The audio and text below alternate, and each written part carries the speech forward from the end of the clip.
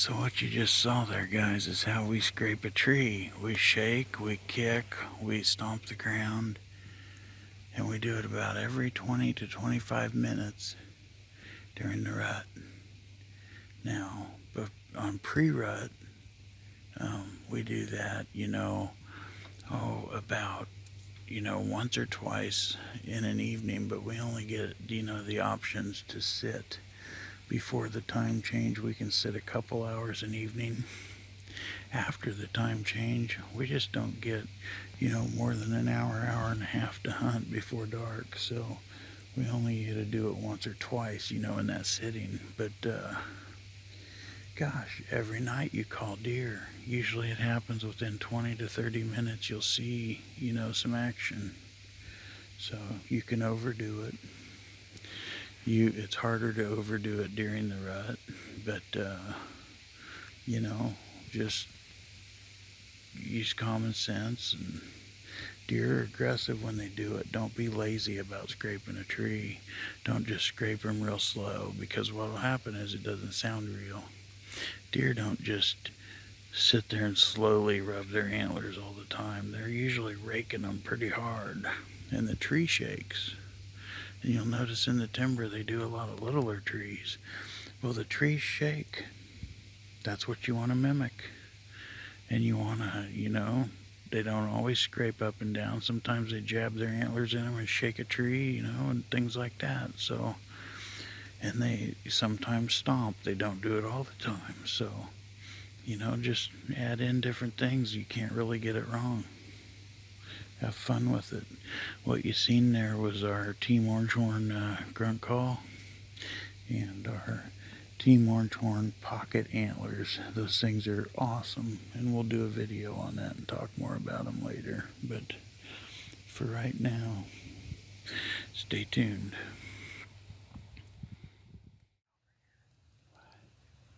He's gonna come over here. He's gonna come over here and sniff your ass. He's just stomping at it. He will not fucking leave over here. He smells that dope piss. Yeah, he really wants it. There he goes. Good deer. He ain't scared whatsoever.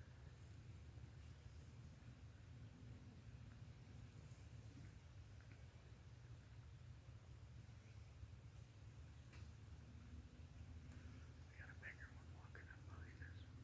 That son of a bitch was, I thought I heard something back here behind us. I heard a brush,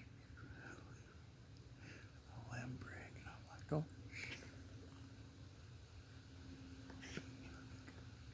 Don't laugh. Damn it. That's what pisses it up right there.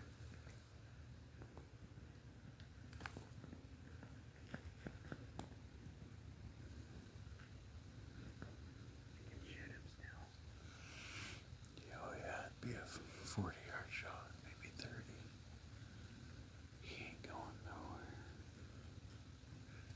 I don't think that scared anything away. He was trying to get us to move. We're right on his fucking deer trail. He ain't going nowhere. Dumb bastard. Here he's going. There he's walking. He's still looking at us.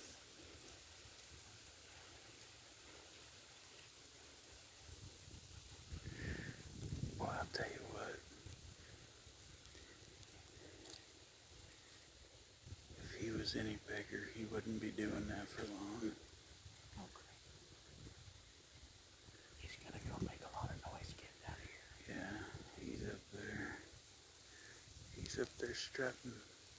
I don't know if you can see him in the brush. He's right up there in that brush staring at us. So we thought we heard a deer. We scraped a tree. This is the first time we've been back here in this block of woods. We found a deer blind set up that some trespassers put up on this property. There the deer goes. I don't know if you can see him in the camera very good. There he is walking up. He's walking very fast. He's not a bit scared. what's going on here is we have no decoy up. And what's happening is he's not seeing anything. So he's just, a little bit nervous, but there you can see his white tail, and he's waving at us, and he's walking real slow. But look, 10 minutes ago we had a doe storm through here with an 8-point on her back, just running through here. When we come up and found this abandoned blind, this blind right there that some trespassers put up. Well, anyways, we came and found that deer still up there on the edge. You can see him there, about right in there. But anyways, right over here to the left, there was a big 12-pointer. He just was, we were making noise. We had just walked in here and we seen that blind. We were gonna get set up. And I mean to tell you guys, he come up 30 yards away, but there was so much brush between us that we couldn't do anything about it. But that deer is still walking around up there on that edge. And he's just standing there looking at us. So, I'm not sure how much more record time I have, so I'm going to take it off of him now. But, this is unbelievable. That 12-pointer, he just walked off like nothing happened. And we thought, well, we'll sit here a minute and see what's going on. It is our first time in here. We've done just a little scouting, but, we just haven't put pressure on this spot. And, we're coming up on the end of the first week of November. The bucks are definitely separated. They're not together anymore. And so, they're not teamed up. So, usually that's a good indicator the rut's on. If your trail cameras are seeing, bucks together, then usually that means the rut isn't on. But, them bucks just walked up the creek. Yeah, they're just creek walking. These deer both have come up in this creek. And then this one here, we just heard a branch break. We didn't even know he was behind us. He is directly behind me. But he came walking right up this creek. And the weird thing is, I thought I heard something down here in the creek, and it is just, I'm going to zoom back out. But if you look right here, the creek is right there. This is the creek, and there it goes up and around. And there's a finger of it right there. I thought I heard this, but this deer walked directly behind us and jumped up out of the creek and just about, stepped on us. And so, it is phenomenal. All we did was scrape a tree. We just scraped a tree. And the thing is, when we call, we don't just scrape a tree and be quiet. We actually kick leaves, we kick sticks, we make it sound like a deer is pawing at the ground and is, tearing things up.